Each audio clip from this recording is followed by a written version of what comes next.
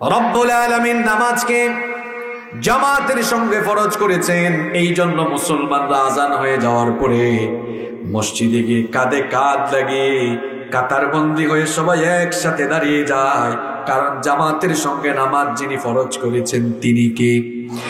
কোরআনুল কারীমের 2 নম্বর সূরা সূরাতুল বাকারাহ এর 43 নম্বর আয়াতে রব্বুল আলামিন বলছেন, ওয়া আকিমুস সালাতা ওয়া আতুজ যাকাতা ওয়ারকাউ মা'আর রাকিঈন। সালাত কায়েম করো, যাকাত দাও, আর রুকুকারীদের সঙ্গে রুকু করো, অর্থাৎ জামাতবদ্ধ হয়ে নামাজ আদায় করো। নামাজের মধ্যে আমরা যেভাবে ভাই ভাই একই কাতারে দাঁড়িয়ে যাই, আমরা যদি নামাজের বাহিরে সমাজের মধ্যে মুসলমানরা ভেদাভেদ ভুলে এক কাতারে থাকতে পারতাম, ইসলাম বিরোধীরা মুসলমানের বিরুদ্ধে কথা বলারও সাহস পেত না। কিন্তু দেখা যায় নামাজের ভেতরে আমরা এক কাতারে দাঁড়াইলেও নামাজের বাহিরে সমাজে আমরা ভিন্ন ভিন্ন কাতার হয়ে আছি, ঠিক কিনা? আপনাদের কথা কি আর বলবো, আমরা হুজুররাই তো এখন বিভিন্ন ফেরকায় চলে গিয়েছি। কওমির হুজুর আলিয়ার হুজুরকে দেখতে পারে না, আলিয়ার হুজুর কওমির হুজুরকে দেখতে পারে না, হুজুরে হুজুরে ঠেলাঠেলি থাকতে, হুজুরে হুজুরে আলাদা দল থাকতে কোনোদিন ইসলাম কায়েম হবে না, ঠিক কিনা? এজন্য ওয়াজ আম পাবলিকের আগে হুজুরদের উদ্দেশ্যে দরকার। ওই দিন একজন বলেছিল, পাল্লার মধ্যে ব্যাং রাখা যেমন কঠিন, আলেমদেরকে তেমন এক টেবিলে বসানো কঠিন। আমরা কওমির আলেম হইলে আলিয়ার আলেমকে দেখতে পারি না, আলিয়ার আলেম হইলে কওমির আলেমকে দেখতে পারি না, আমরা আহলে হাদিস হলে বাকিদেরকে দেখতে পারি না, আমরা সুন্নি হলে বাকিদেরকে দেখতে পারি না। এরকম যদি আলেমে আলেমে ভেদাভেদ থাকে, জালেমে জালেমে দোস্তি হয়ে মুসলমানদের উপরে কারবালা চলবে। এখন তো তাই চলছে, আলেমে আলেমে ঠেলাঠেলি আর জালেমে জালেমে দোস্তি, ঠিক কিনা? আলেমে আলেমে বিভেদ এখন, জালিমে জালিমে দোস্তি, আলেমে আলেমে বিভেদ এখন, জালিমে জালিমে দোস্তি, পথের ঠিকানা জানা নেই কারো, কে কোথায় পাবে স্বস্তি, কে কোথায় পাবে স্বস্তি। দেখেন আমরা হুজুররা কোন জায়গায় আছে। সালাতে দোহাত কোথায় বাঁধবে, নাভির উপরে বুকে, আমিন বলবে চুপি সারে নাকি সজোরে আওয়াজ ফুকে, ছোট আরো ছোট বিষয় নিয়েও চলছে ভীষণ দ্বন্দ্ব, সব দল ভাবে আমরাই ভালো অন্যরা কালো মন্দ, ফরজ নিয়ে তো মারামারি নেই, নফলে সফল ডুব, টুপির আকার আকৃতি নিয়ে গবেষণা হয় খুব। এটা জামাত টুপি, এটা হেফাজত টুপি, এটা সুন্নি টুপি, এটা কওমি টুপি, আছে না নাই? মিয়া আপনি টুপি দিয়া মুসলমান ভাগ করেন, এই সুযোগে ইসলাম বিরোধীরা আলেমদের উপরে, মুসলমানদের উপরে, দ্বীন কায়েমের কর্মীদের উপরে কারবালা চালায়। আপনি টুপি দিয়া ইসলাম ভাগ করেন। ফরজ নিয়ে তো মারামারি নেই, নফলে সফল ডুব, টুপির আকার আকৃতি নিয়ে গবেষণা হয় খুব, এই সুযোগে আপনারা দেখো হাকিয়ে বেড়ায় হস্তি, জালিমে জালিমে দোস্তি, আলেমে আলেমে বিভেদ এখন, জালিমে জালিমে দোস্তি, পথের ঠিকানা জানা নেই কারো, কে কোথায় পাবে স্বস্তি, কে কোথায় পাবে স্বস্তি। খ্যাতির নেশায় আলেমের মন ব্যস্ত, ভীষণ ব্যস্ত, এই সমাজের সব কাজ তাই জালিমের হাতে ন্যস্ত, নিজের হিসেব করে না আলেম অন্যের কথা ভাবে, বিরোধকারীরা জান্নাতে নাকি জাহান্নামেই যাবে, কাফের ফাসিক লক্ষ ফতোয়া পকেটেই আছে জমা, আল্লাহর কাছে ছাড় আছে তবু তার কাছে নেই ক্ষমা,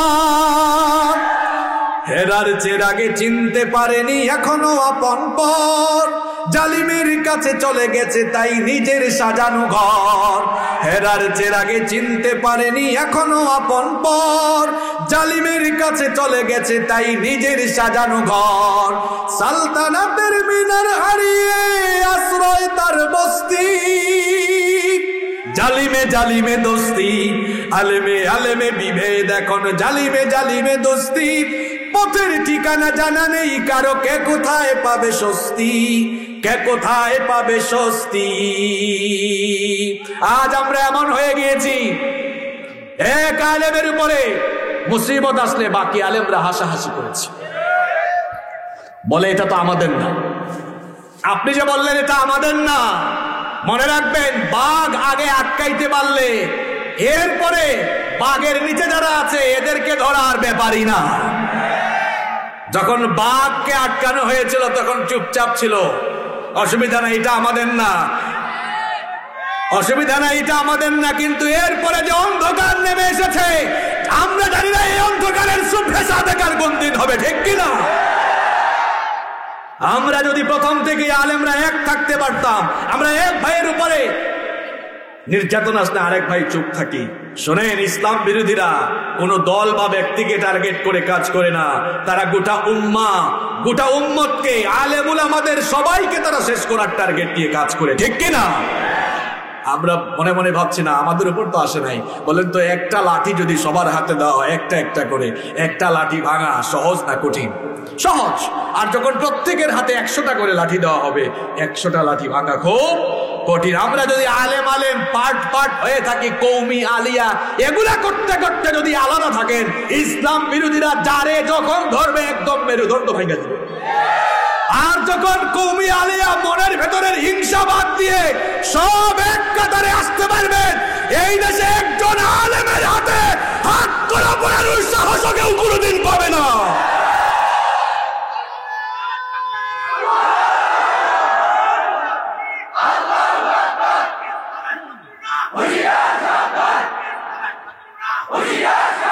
আপনারা হুজুরে হুজুরে ঠেলাঠেলি করেন দেখাই তো, কৌমির আলেমের হাতেও হাত করা, আলিয়ার আলেমের হাতেও হাত করা।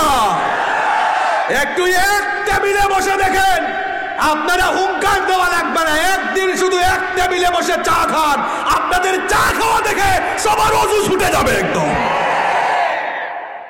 আল্লাহ বুঝার তৌফিক দান করেন। নামাজ থেকে এই বুঝি শিক্ষা নিয়েছেন? খালি আসেন ওয়াজ মাহফিলে এসে বুকে হাত বাঁধে, না নবীর উপরে হাত বাঁধে, ফাজলামি করার জায়গা পান না। উম্মতের ঘরে আগুন লেগেছে, পারলে পানি ঢালেন, কেরোসিন ঢাইলে আর উম্মতের ঘরে আগুন লাগাইয়েন না। আর যেখানে মন চায় হাত বাঁধুক, যার বুকের উপরে হাত বাঁধার মন চায় বাঁধুক, যার নাভির উপরে হাত বাঁধার মন চায় বাঁধুক, যার আস্তে আমিন বলার ইচ্ছা বলুক, যার জোরে আমিন বলার ইচ্ছা বলুক। এগুলা দিয়া ফেতনা লাগাইয়েন না। এগুলা দিয়ে ফেতনা লাগানোর কারণে এক পার্টি হয়ে যায় হক, আর এক পার্টি হয়ে যায় বাতিল। আরে ভাই, আপনার সাথে তার যদি হাত বান্ধা নিয়ে অমিল থাকে, অমিল তো হয়েছে একটা বিষয়ের, যদি 5টা বিষয় অমিল হওয়ার কারণে তারে 5 বার ফাসেক বলেন, 95টা মিল আছে, তারে 95 বার মুমিন বলা লাগবে। আপনি তো মুমিন বলেন না, আসেন খালি আগুন ধরাইতে, আর আগুন লাগাইয়েন না। এবার একটু উম্মতকে এক করার চেষ্টা করেন। উম্মত যদি এক হয়ে যায়, দেখবেন এই দেশে ইসলামের পতাকা উড়ে যাবে ইনশাআল্লাহ। আল্লাহ বুঝার তৌফিক দান করেন। নামাজের 1 নম্বর শিক্ষা হলো ঐক্যবদ্ধ থাকা লাগবে, বিভক্ত হওয়া যাবে না, ঐক্যবদ্ধ থাকা লাগবে। ঐক্যবদ্ধ থাকলে শক্তি তখন বাড়বে না কমবে। এই জন্য রব্বুল আলামিন সূরা আলে ইমরানের 103 নম্বর আয়াতে বলেছেন, ওয়াতাসিমু বিহাবলিল্লাহি জামিআন ওয়া লা তাফাররাকু। ঐক্যবদ্ধ হয়ে আল্লাহর দ্বীনের রজ্জুকে আঁকড়ে ধরো। যদি তোমরা ঐক্যবদ্ধ হয়ে যাও, সব মুসলমান যদি ভেদাভেদ ভুলে যাও, সব আলেমরা যদি ভেদাভেদ ভুলে গিয়ে এক কাতারে চলে আসতে পারো, আল্লাহর দ্বীনের রজ্জুকে তোমরা যদি ঐক্যবদ্ধ ভাবে ধারণ করতে পারো, রব্বুল আলামিন কোরআনুল কারীমে কি সুসংবাদ দিচ্ছেন দেখেন।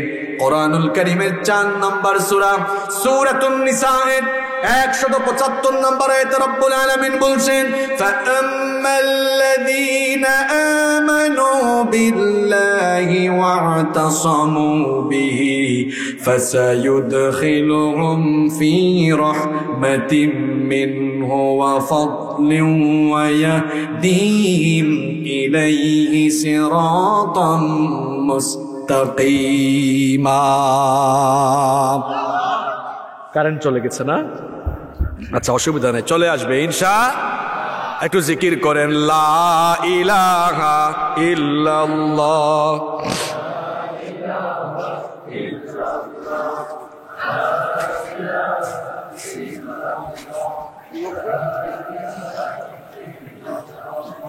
জেনারেটরটা 1 ঘন্টার জন্য বন্ধ করে বাধা করে, জেনারেটরটা 1 ঘন্টা তো বন্ধ করেন। লা ইলাহা ইল্লাল্লাহ।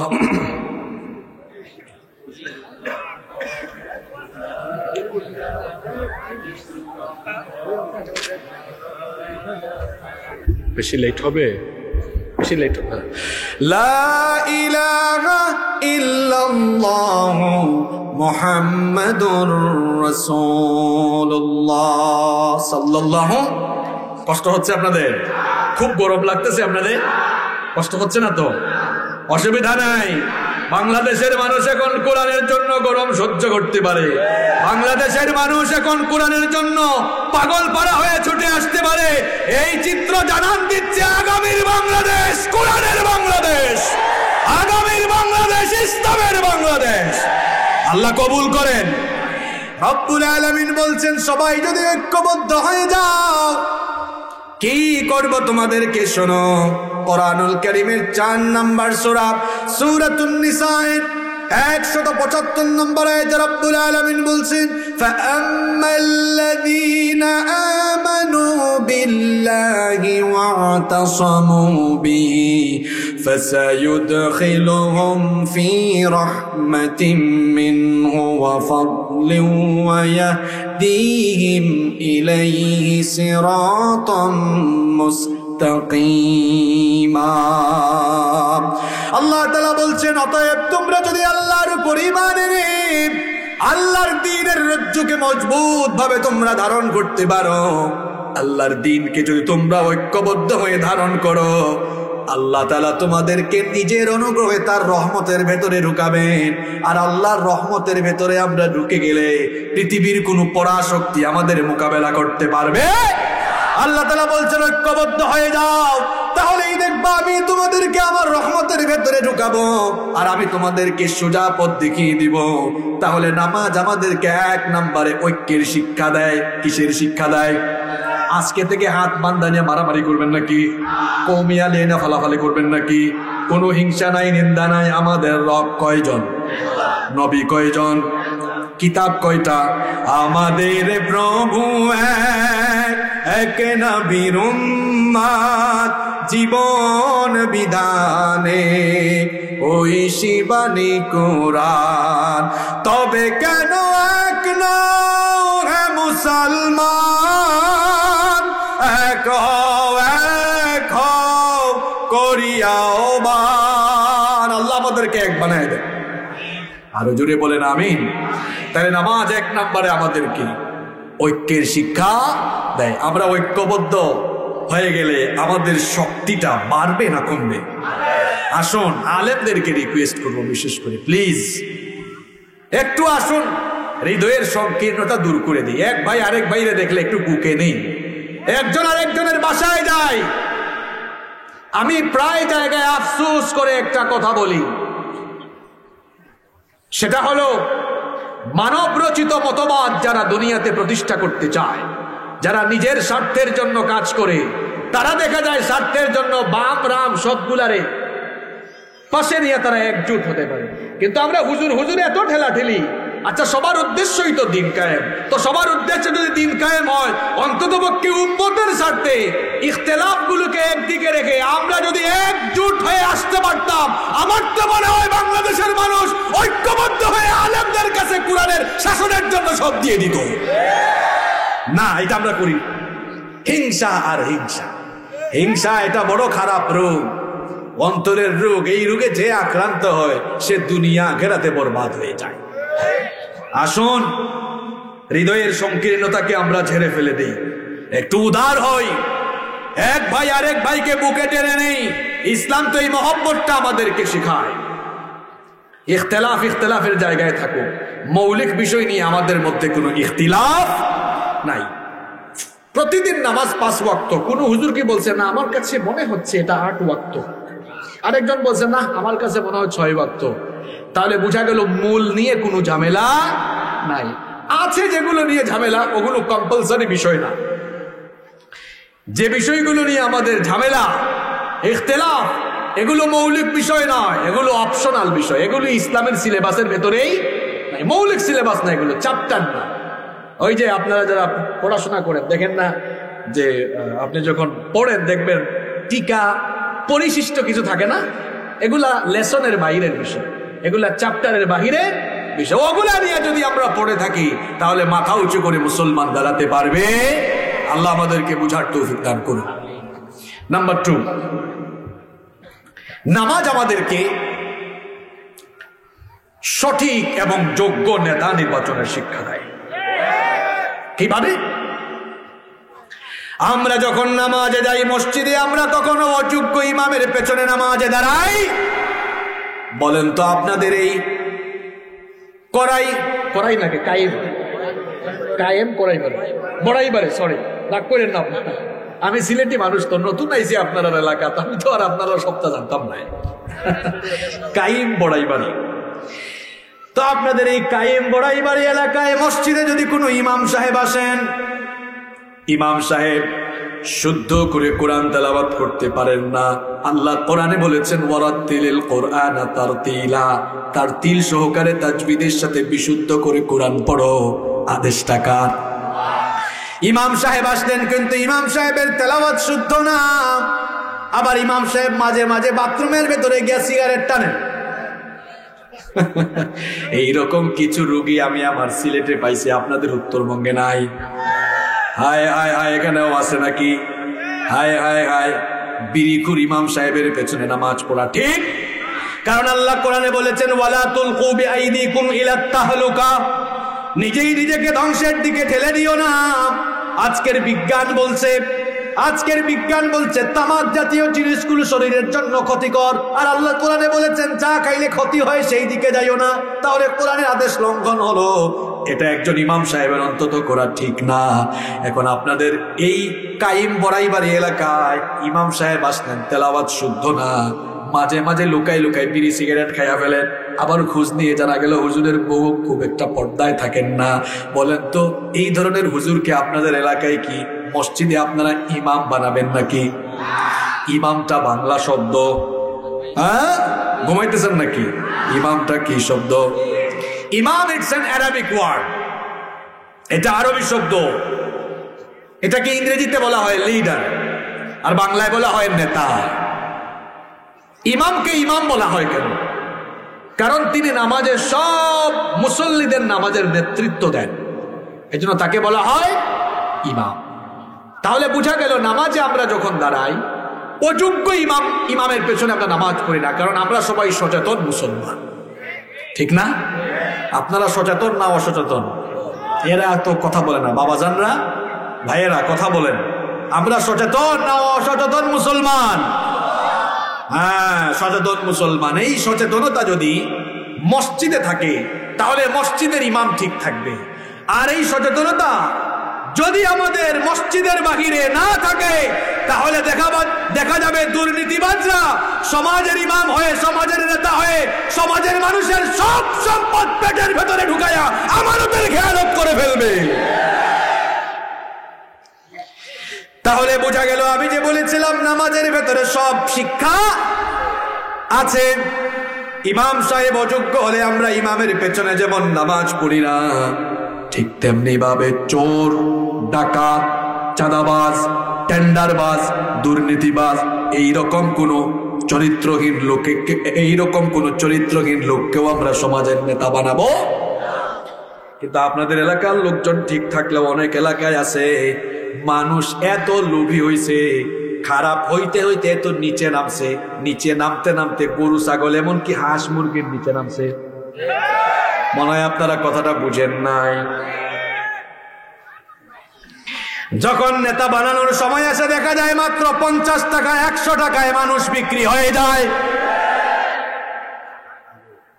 যে মানুষ 100 টাকায় নিজেকে বিক্রি করে দেয় এটা তো পশু পাখি প্রাণীর চাইতেও আরো নিকৃষ্ট।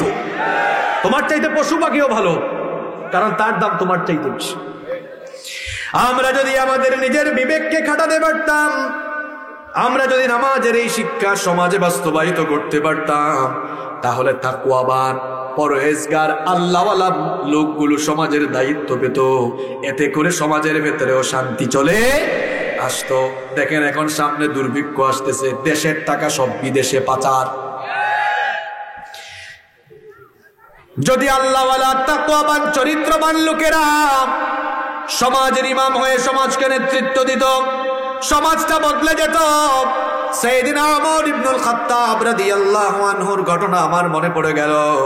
আমি কি বলবো, কষ্ট হচ্ছে আপনাদের? সাইয়েদিনা ওমর ইবনুল খাত্তাব রাদিয়াল্লাহু আনহুর ঘটনা আমার মনে পড়ে গেল। বলেন তো ওমর রাদিয়াল্লাহু আনহু তিনি নরম মানুষ না গরম মানুষ? তিনি গরম মানুষ হলেও দায়িত্বের বেলায় তিনি অত্যন্ত সচেতন। কত সচেতন দেখেন, তিনি বলেছেন আমার শাসন আমলে যদি ফোরাতের তীরে একটা কুকুর না খেয়ে মারা যায়, আমি ওমরের কলিজায় ভয় হয়, না জানি তার জন্য আমার রবের কাছে জবাবদিহি করা লাগে কিনা। আল্লাহু আকবার। এখন তো আমার এরিয়ার অন্তর্গত অনেক মানুষ না খেয়ে মরে যায়, আমরা খবর নেই না। আর ওমর রাদিয়াল্লাহু আনহু চিন্তা করছেন একটা কুকুরও আমার শাসন আমলে যেন না খেয়ে যেন মরে না যায়। আল্লাহু আকবার। তিনি এমন লোক ছিলেন। তার একটা ছোট্ট ঘটনা আমার মনে পড়ে গেল। সাইয়েদিনা ওমর ইবনুল খাত্তাব রাদিয়াল্লাহু আনহু তিনি একদিন রাতের বেলা মোমবাতি জ্বালিয়ে ঘরের ভেতরে কাজ করছেন। এখন তো আমরা উন্নত যুগের মানুষ, এখন আমরা সবাই ইলেকট্রিসিটি কারেন্ট ব্যবহার করি। সেই যুগে কারেন্ট ছিল না, ইলেকট্রিক্যাল কোনো লাইটও ছিল। মোমবাতির আলো জ্বালিয়ে কাজ করছেন। ঠিক সেই সময়ে তার কিছু আত্মীয় স্বজন দেখা করতে আসলেন। দরজায় এসে নক করলেন, আসতে পারি? ওমর ইবনুল খাত্তাব রাদিয়াল্লাহু আনহু বললেন, থামো, দরজায় দাঁড়াও। তাদেরকে ঢুকতে দিলেন না, দরজায় তিনি দাঁড় করিয়ে রাখলেন। এরপরে তিনি তার সামনে থাকা মোমবাতির আলো ফু দিয়ে নিভিয়ে দিলেন। এরপরে নতুন আর একটি মোমবাতিতে আগুন জ্বালালেন। নতুন আর একটি মোমবাতিতে আগুন জ্বালিয়ে বললেন, এবার তোমরা ভেতরে আসো। ভেতরে ঢোকার পরে এরা কৌতূহল চেপে রাখতে না পেরে জিজ্ঞেস করলো, আমিরুল মুমিনিন, আমরা যখন দরজায় এসে রুমের ভেতরে ঢোকার জন্য অনুমতি চাইলাম, আমরা দেখলাম আপনার সামনেই একটা মোমবাতিতে আগুন ধরানো ছিল।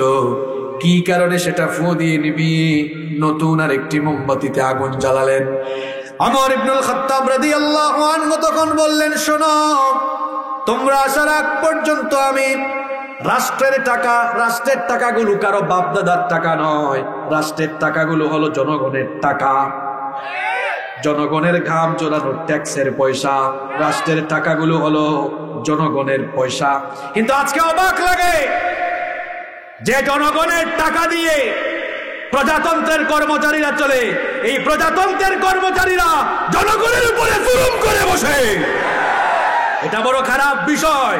এরা হচ্ছে আপনার আমার চাকর, প্রজাতন্ত্রের কর্মচারী। দেখেন না এই দেশে 90% মানুষ মুসলমান। 90 না, গত জনশুমারি অনুযায়ী 91%, আরো 1% বেড়েছে।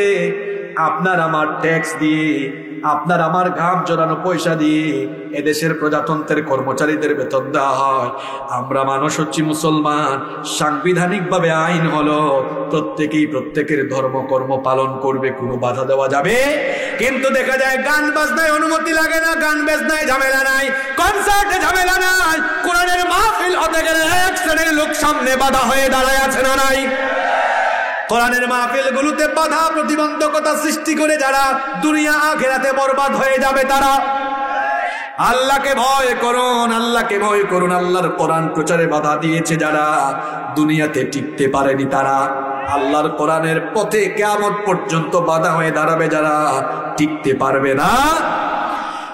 ওমর রাদিয়াল্লাহু আনহু তাদেরকে বললেন, শোনো, তোমরা আসার আগ পর্যন্ত আমি রাষ্ট্রের টাকায়, জনগণের টাকায় কেনা মোমবাতির আলো জ্বালিয়ে জনগণের জন্য অফিসিয়াল কাজ করছিলাম। তোমরা যখন দরজায় এসে অনুমতি চাইলে, মনে মনে ভাবলাম তোমরা তো আমার আত্মীয় স্বজন, হয়তো ব্যক্তিগত কথা বলার জন্য এসেছ।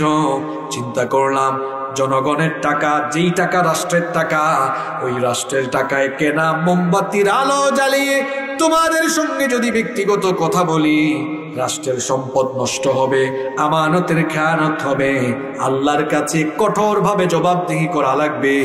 এই ভয়টা যখন আমার কলিজায় চলে আসলো, তখন আমি জনগণের টাকায়, রাষ্ট্রের টাকায় কেনা মোমবাতির আগুন ফু দিয়ে নিভিয়ে দিই, নিজের টাকায় কেনা মোমবাতির আগুন জ্বালিয়ে তোমাদের সাথে কথা বলছি। এমন যদি হতো আমাদের নেতা হতো ওমরেরই মতো, হতো আবু বকরের মতো। চাই কি চাই না? আওয়াজ হয় নাই। চাই কি চাই না? এমন যদি হতো আমাদের নেতা হতো ওমরেরই মতো, হতো আবু বকরের মতো। হইলে কি হইতো? জনগণের খোঁজ খবর নিত রাত দুপুরে, ঘুরে ঘুরে দেখতো কি কেউ আছে অনাহারে। আমার দেশের মা বোনেরা লাঞ্ছিতা হতো না, আমার দেশের কৃষক শ্রমিক বঞ্চিত হতো না। ধনী গরিব ভালোবাসার জীবন ফিরে পেত, যদি আমাদের নেতা হতো ওমরের মতো, হতো আবু বকরের মতো। ঠিক তো বললেন? এইরকম চিত্র পাওয়ার জন্য আমাদেরকে সিদ্ধান্ত নিতে হবে। এই শিক্ষা নামাজ থেকে নিতে হবে। নামাজে যেমন অযোগ্য কোন ইমামকে আমরা মসজিদে রাখি না, ঠিক তেমনি ভাবে সময় আসলে অযোগ্য চরিত্রহীন চাঁদাবাজ দুর্নীতিবাজদেরকে আমরা আমাদের মাথার উপরে বসাবো না, সব খাইয়া শেষ করে ফেলবো। দেখা যায় আমরা খাটের নিচে জুতা রাখি, আর এদেশে কিছু শেষরা চোর আর চামার আছে, জনগণের তেল লুকায় তারা খাটের নিচে রেখে দেয়। নামাজের মধ্যে এই শিক্ষা আছে, নামাজের যোগ্য ইমাম লাগবে। এটা নামাজ থেকে শিক্ষা নিয়ে নামাজের বাহিরেও যদি আমরা যোগ্য মানুষগুলোকে আমাদের নেতা বানাতে পারি, সমাজ বদলে যাবে ইনশাআল্লাহ। কোরআনওয়ালা মানুষদেরকে চিনতে হবে, কোরআনওয়ালা মানুষ চিনতে হবে। কোরআন ছাড়া মুক্তি নাই, কোরআন ছাড়া শান্তি নাই। আমি কি দিয়া বুঝাবো শুনেন, বুঝলে তো এক লাইনেই বোঝা যায়। এই কোরআন নাজিল হয়েছে ১৫০০ বছর আগে। কত হাজার বছর আগে? ১৫০০ বছর হয়ে গেল, কোরআনের একটা হরফ পরিবর্তন হলো না, একটা নোক্তা পরিবর্তন হলো না, একটা হরকত পরিবর্তন হলো না। এই কোরআনটা মানুষের জীবন পরিচালনার চূড়ান্ত সংবিধান। মানুষের জীবন কেমনে চলবে মানুষ ভালো জানবে, বা মানুষ ভালো জানবে নাকি মানুষ যিনি বানাইছেন তিনি ভালো জানবেন? যিনি বানাইছেন তিনি ভালো জানবেন। এই ক্যামেরা যে বানাইছে সে জানে ক্যামেরার ভেতরে কোথায় কি সেট করছে। আমার মতো হুজুরও বুঝবে না, আপনাদের মতো খেজুরও বুঝবে। আসমানটা কার? জমিনটা কার?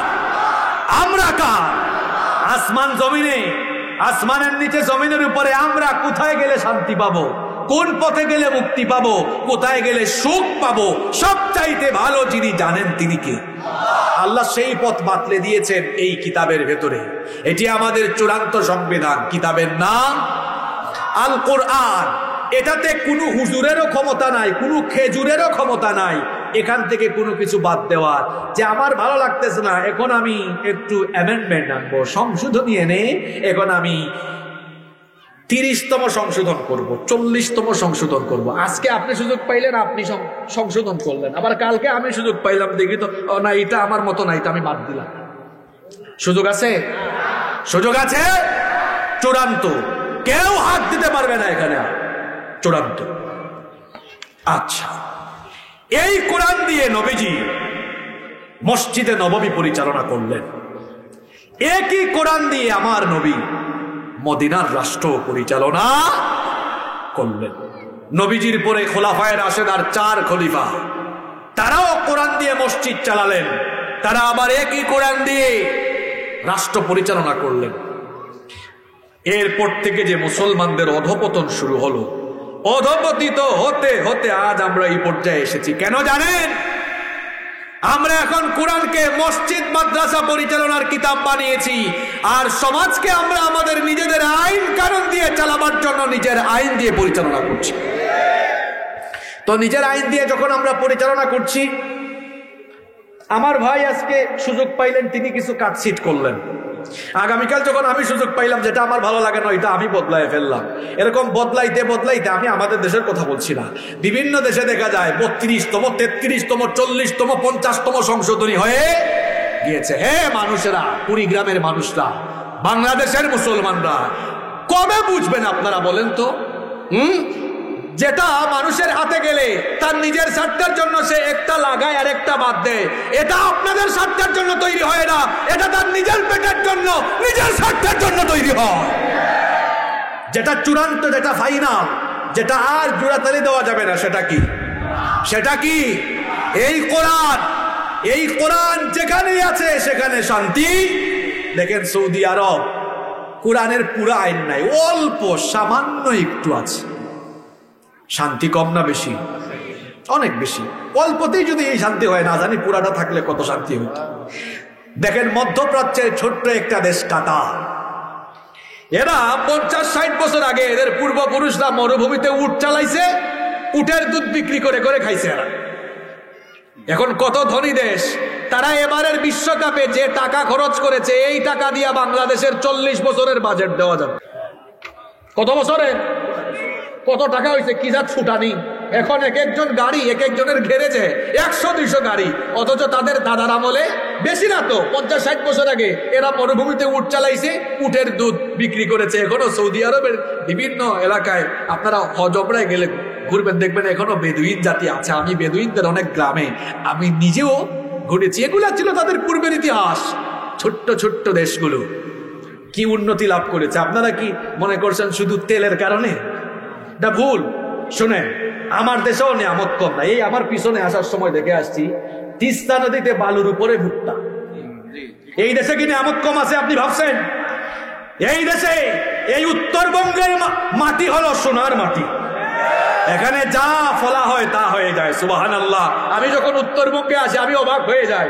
সেদিন আমি লালমনিরহাট মাহফিলে যাচ্ছি, তিস্তা নদী পার হয়ে, তিস্তা নদী দিয়ে যখন যাচ্ছি দেখি বালুর মধ্যে ভুট্টা। দেখছেন আপনারা? এই দেশে এত নিয়ামত, এত ফসল, এত ধান। এই দেখেন ডানে বামে সোনালী ধান, এত ধান, এত ফসল। আমার সিলেটে আছে পাথরের খনি, আমার বাড়ি তো সিলেটে, এত পাথর সেখানে। সুবহানাল্লাহ। আপনারা কুড়িগ্রামের মানুষ দেখেন নাই, শুনেন, মাটি খুললেই শুধু নিচে থেকে পাথর দেখা যায়। পাথর। আমার বাড়ি ওই পাথরের এলাকার পাশে। হাজার হাজার কোটি টাকার পাথর আছে। সিলেটে গ্যাসের খনি আছে, বাংলাদেশের বিভিন্ন জায়গায় গ্যাসের খনি আছে। এই দেশে গ্যাসের খনি আছে, পাথরের খনি আছে, খনিজ সম্পদের খনি আছে। সব খনি এগুলা খাইয়া শেষ করে ফেলে, কারণ এই দেশে চোরের খনিও আছে। এদেশের লোকেরা যদি এই চোর বাটপার গুলোকে আউট করে দিয়ে কোরআনওয়ালা লোকদের হাতে তারা যদি দেশের দায়িত্ব দিলে দিত, কিসের কাতার, কিসের আমেরিকা, এই বাংলাদেশ দেখতেন উন্নতির উচ্চ শিখরে চলে যেত। শুধু ইনসাফ দরকার, ইনসাফ, সুষম বন্টন দরকার। এদেশে ইনসাফ নাই, সুষম বন্টন নাই। এজন্য আমার মনে পড়ে গেল বাংলাদেশের স্বাধীনতার স্থপতি মরহুম বঙ্গবন্ধু শেখ মুজিবুর রহমান সাহেবের কথা। তিনিও আফসোস করে বলেছিলেন, এতগুলা কম্বল আসলো নিজেরটাও পাইলেন না। তিনি বড় ভালো মানুষ ছিলেন, তার অনেক বক্তৃতা খুব সুন্দর, তার জীবনীতে এটাও পড়েছি। বঙ্গবন্ধু তিনি তো আসলে মাটির মানুষ ছিলেন, জনসাধারণের লোক ছিলেন। তাই একবার এক লোক বঙ্গবন্ধুর সাথে দেখা করতে গিয়েছে। মাঝে মাঝে দেখবেন সারের চাইতে দারোয়ানের পার্ট একটু বেশি হয়ে যায়। এরকম কারবারটাই হয়েছে। বঙ্গবন্ধুর জন্য গ্রাম থেকে এক লোক তার ক্ষেতের শাকসবজি নিয়ে গেছে। আপনাদের এলাকার শাকসবজি কিন্তু খুব মজা, জানেন আপনারা? না, আপনারা বুঝবেন না, আপনারা তো এগুলা খান। আমরা যারা ওই ঢাকা চিটাগাঙে থাইকা সব সময় ফরমালিন যুক্ত এগুলা খাই, আর আপনাদের এলাকায় এসে যখন খাই চেয়ারম্যান সাহেব স্বাদই আলাদা। এজন্য চেয়ারম্যান সাহেবের চেহারাও সুন্দর, নুরানি চেহারা। শুধু চেয়ারম্যান সাহেবের নয়, দেখছেন ছেলেগুলার চেহারা কত সুন্দর। এবং আসলে অন্য কথা বলার টাইম নেই, কিন্তু এটা বলতে হয়, এটা সত্য। আমার সাথে আপনারা একমত হবেন। আমি দেখেছি উত্তরবঙ্গে আসলে, এটা উত্তরবঙ্গে, আমি তো আপনাদের এখানে ভালো কোনো হসপিটালই পাই না, কারণ রোগ থাকলে না হসপিটাল থাকবে, রোগই তো নাই এখানে। আর আমাদের সিলেটে যান, ঢাকায় যান, চিটাগাংয়ে যান, এই গলিতেই 3-4টা, ওই গলিতে 4-5টা, কারণ ঘরে ঘরে রুগী আর রুগী। আপনাদের তো রোগ নাই, রোগ হবে কেমনে? ধান কাটেন, ওই ধান আপনারা খান, এই সবজি চাষ করে এই সবজি আপনারা খান, আমরা তো ফরমালিনের উপরে আছি। আমি দেখেছি এই যে আমার অনেক চাচাজানরা আছেন 60-70 বয়স, 60-70 বছর বয়স। ওই দিন দিনাজপুরে মাহফিলে গেছে, এক চাচা আসছেন, কয় ভাতিজা আমার বয়স কত জানো? বললাম চাচা কত? কয় বেশি না, 85 বছর। দেখলাম চাচা এখনো ফিট, আমার এলাকার যুবকের চাইতেও চাচা ফিট। খাইছে ভালো, খাইছে ফরমালিন মুক্ত খাইছে। আচ্ছা আমি তো ভুলে গেলাম কোন জায়গায় জানিছিলাম, বঙ্গবন্ধুর কথা। তো গ্রামের এক লোক গিয়েছে কিছু তার শাক সবজি, মানে গ্রামের অনেক জিনিস নিয়ে গেছে আর কি। দারোয়ান আটকাই দিছে, এই কোথায়? কয় না, একটু স্যারের সাথে দেখা করো। না না না, স্যারের সাথে দেখা করা যাবে। কয় না না না, আমাকে যাইতেই হবে। এখন তো দারোয়ান আটকাই ফেলতেছে, যাইতেই দেয় না। লোকটা হচ্ছে বঙ্গবন্ধুর সামনে যাবেই যাবে। সে দারোয়ানে ধাক্কা টাক্কা মাইরা কোন মতে চলে গেছে উপরে গিয়ে, তারপর বলতেছে যে স্যার আপনার জন্য এগুলো আনছি। বঙ্গবন্ধু খুশি হলেন, রাখলেন, তার সাথে কথা বললেন, তাকে বিদায় দিলেন। বিদায় দেওয়ার পরে ওনার মনে হলো লোকটা গ্রাম থেকে আসছে, এত কিছু নিয়ে আমাকে ভালোবাসে, তার তো কিছু বকশিস দিলে সে খুশি হইতো। চলে গেছে, কি আর করবেন, দারোয়ানে ডাকছেন, হ্যাঁ দারোয়ানের দিকে আসো। 20 টাকা হাতে দিয়েছেন, তখন 20 টাকা অনেক বেশি ছিল, এখন তো 20 টাকার দাম নাই। 20 টাকা দিয়ে চাও হয় কিনা আল্লাহু আলাম। তো 20 টাকা হাতে দিয়ে বললেন যাও, ওই লোকটারে পথে ধইরা আটকে তারে এটা দিও, বলিও বঙ্গবন্ধু এটা তোমাকে ভালোবেসে দিয়েছে। সে নিয়ে লোকটার হাতে 10 টাকা দিচ্ছে। কয় টাকা দিয়ে বলছে যে ভাই বঙ্গবন্ধু তোমাকে খুশি হয়ে এই টাকাগুলো দিচ্ছে। হের উঠছে আরো রাগ, হ্যাঁ আমি কি টাকা নেওয়ার জন্য আসছি? আমি বঙ্গবন্ধুকে ভালোবেসে আসছি। মারছে টাকা নিয়ে আরেক দৌড় দিয়ে গেছে। আবার ইয়া কয় স্যার আপনার টাকা আপনার কাছে রাখেন, আমি কি টাকার জন্য আসছি নাকি? আমি তো ভালোবেসে আসছি, এই নেন আপনার টাকা। বঙ্গবন্ধু হাতে নিয়ে দেখে কয় টাকা? কয় কি ব্যাপার, তোমারে দিলাম 20 টাকা, তুমি ফেরত দাও 10 টাকা। কয় স্যার আমি 10 টাকাই পাইছি। আফসোস করে বলেছিলেন কোন দেশকে আমি সোনার দেশ বানাবো, সোনার বাংলাদেশ, যেই দেশে 20 টাকা উপরের তলা থেকে নামতে নামতে নিচের তলায় গিয়ে 10 টাকা হয়ে যায়, চোরের খনি দিয়া এটাকে আমি বানাইতে পারবো না। তিনি বড় ভালো মানুষ ছিলেন। বঙ্গবন্ধুর আদর্শের সৈনিক হইতে হইলে এগুলা পড়া লাগবে, বঙ্গবন্ধুর এই জীবনী পড়া লাগবে। এখন থেকে বঙ্গবন্ধুর কুট লাগাইয়া কোটি কোটি টাকা পাচার করে ফেলছে, এগুলা বঙ্গবন্ধুর আদর্শ নয়। তার মতো আদর্শিত হইতে হইলে তার এই বক্তব্যগুলো আমল করেন, ঠিক কিনা? তো বলছিলাম নামাজ আমাদের, আপনারা কি রাগ করলেন? কষ্ট পাইছেন আপনারা? কষ্ট পাইয়েন না। আবার আমি সিলেট থেকে আসছি, আজকে 1-2 ঘন্টার জন্য এসে যদি আব্দুল বাড়ি ভাই কষ্ট দিয়ে যায়, তাহলে তো আবার কষ্ট হয়েছে আপনাদের। আল্লাহ কবুল করেন। তাহলে নামাজের 2টা শিক্ষা বললাম। 1 নাম্বার, নামাজ আমাদেরকে কিসের শিক্ষা দেয়? তাজা শাকসবজি খাইয়া। আর এখানে কি নদী একটা আছে, দরলা নদী, নদীর মাছ রাগ করবে এই বুঝি কারবার, তাজা মাছ খাইয়া এই ব্রেন বানাইছে। ঢাকা বিশ্ববিদ্যালয়ে ছেলেরা তোমরা চান্স পাবা কেমন, বিসিএস ক্যাডার হবা কেমন? মেমোরাইজিং ক্যাপাসিটি এত কম থাকলে। নামাজ আমাদেরকে ঐক্যের শিক্ষা দেয়। কিসের শিক্ষা দেয়? 2 নাম্বার, নামাজ আমাদেরকে সঠিক নেতা নির্বাচনের শিক্ষা। 3 নাম্বার, নামাজ আমাদেরকে ভুল নেতৃত্বের প্রতি হুঁশিয়ারি প্রদানেরও শিক্ষা দেয়। আপনাদের মসজিদের ইমাম সাহেব তিনি নামাজ শুরু করেছেন, আমরা জানি নামাজে দাঁড়ালে প্রথমেই একটা সূরা দিয়ে নামাজ শুরু করতে হয়, সূরার নাম সূরাতুল। না, আপনাদের মসজিদের হুজুর আল্লাহু আকবার বলে শুরু করেছেন, আর রহমানু আল্লামাল কুরআন খালাকাল ইনসানা আল্লামাহুল বায়ান। আপনারা চুপচাপ থাকবেন। পেছন থেকে একজন কৃষকও যদি হয়, সেও বলবেন হয় নাই হুজুর, আলহামদুলিল্লাহি রাব্বিল আলামিন, লোকমা চলে যাবে। তাহলে বোঝা গেল ইমাম সাহেব যদি ডক্টরেট হোল্ডার হন, পিএইচডি হোল্ডার হন, তিনি যদি অনেক বড় শাইখুল হাদিস হন, কাবা শরীফের ইমাম ভুল করলেও পেছন থেকে কি দেওয়া হয়? লোকমা দেওয়া হয়। নামাজের এই শিক্ষা নামাজের বাহিরে থাকা লাগবে। সমাজ এবং রাষ্ট্র পরিচালনায় যারা আছে তারাও যদি মুসলমানদের স্বার্থ বিরোধী, কোরআন সুন্নাহ বিরোধী কোনো কথা মুখ দিয়ে বের করে ফেলে কিংবা কোনো কাজ করার কথা বলে ফেলে, সঙ্গে সঙ্গে তাওহীদবাদী জনতা চুপ না থেকে তাকেও সাথে সাথে কড়া হুঁশিয়ারি প্রদান করবে। এটা নামাজের শিক্ষা। এটা এখন নাই বলেই দশা হয়েছে খারাপ। আমরা এখন সৎ কাজের আদেশ দেই না, অসৎ কাজে বাধা দেই না, চুপচাপ থাকে। খুব হিকমত খাটাই আমরা। হিকমত মানে সত্য কথা গোপন রাখা নয়। হিকমত মানে হচ্ছে বিচক্ষণতা, বুদ্ধিমত্তা, উইজডম। বিচক্ষণতার সাথে প্রজ্ঞার সাথে সত্য বিষয়কে কৌশল করে তুলে ধরা। সুন্দর ভাষায় আপনি চাইলে তুলে ধরতে পারবেন। সৎ কাজের আদেশ আর অসৎ কাজ যখন কোনো সমাজ থেকে বন্ধ হয়ে যাবে, তখন ওই জাতির উপরে গজব দিবেন কে? আমার একটা কিচ্ছা মনে পড়েছে। আমি কি বলবো না? কষ্ট হচ্ছে আপনাদের? আপনারা কি দাউদ আলাইহিস সালামের নাম শুনেছেন? দাউদ আলাইহিস সালামের সময়ে শনিবারের দিনে মাছ ধরা নিষিদ্ধ ছিল।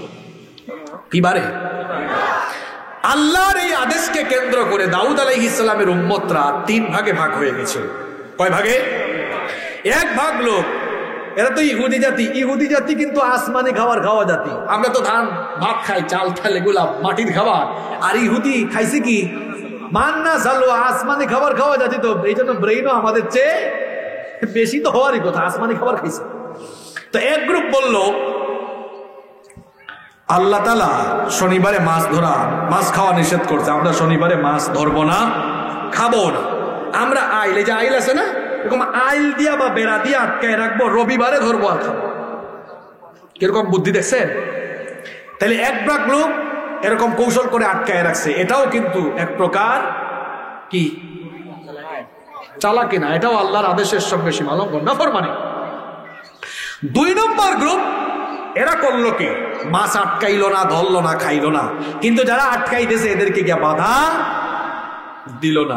3 নম্বর গ্রুপ, এরাও ভালো মানুষ, মাছ ধরলো না, আটকাইলো না, খাইলো না, কিন্তু যারা আটকাইতেছে গিয়া কইতেছে, ভাই তোমরা আটকাইতেছো কেন রে ভাই? এটা তো আল্লাহ নিষেধ করেছেন, তোমরা আটকাইও না। তাইলে অসৎ কাজে গিয়ে কি দিয়েছে? বাধা দিয়েছে, নিষেধ করেছে। আল্লাহ তাআলা যখন গজব পাঠাইলেন, তখন এক শ্রেণীর লোককে গজবের বাইরে আউট করলেন।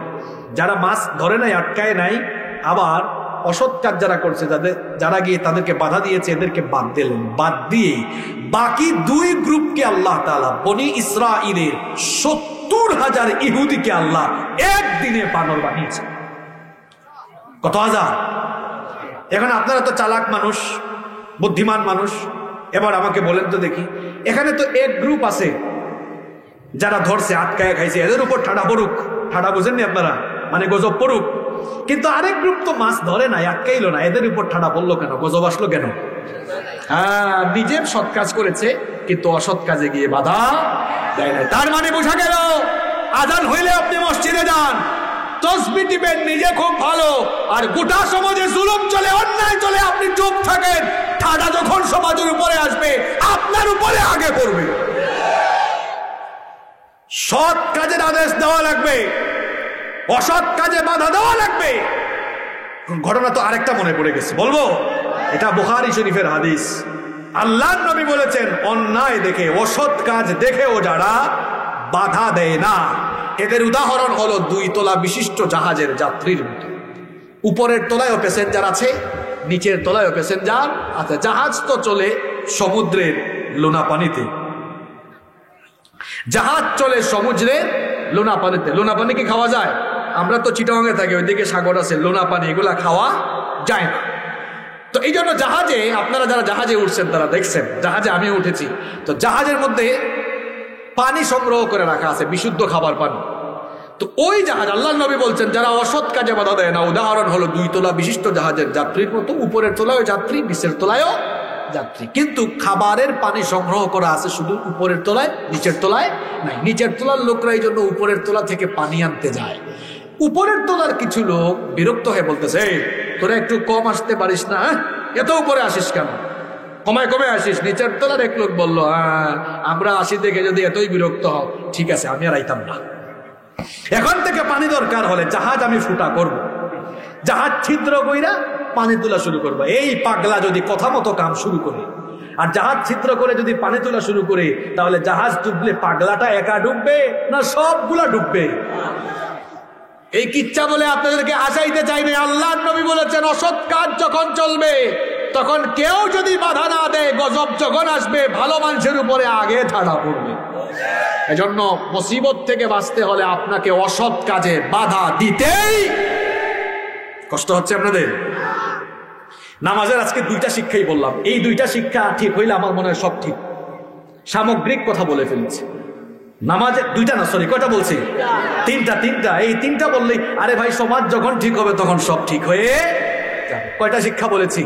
তো বেশি বলার তো সময় পাইলাম না, আর দিনের বেলা সময়টাও কেমনে কেমনে জানি চলে যায়। এই যে 1 ঘন্টা 20 মিনিট চলে গেছে। 1 নাম্বার, নামাজ আমাদেরকে ঐক্যের শিক্ষা দেয়। আসুন না আজকে আমরা সিদ্ধান্ত নিই সবাই ঐক্যবদ্ধ থাকবো তো, নাকি ঢেলাঢেলি করবেন?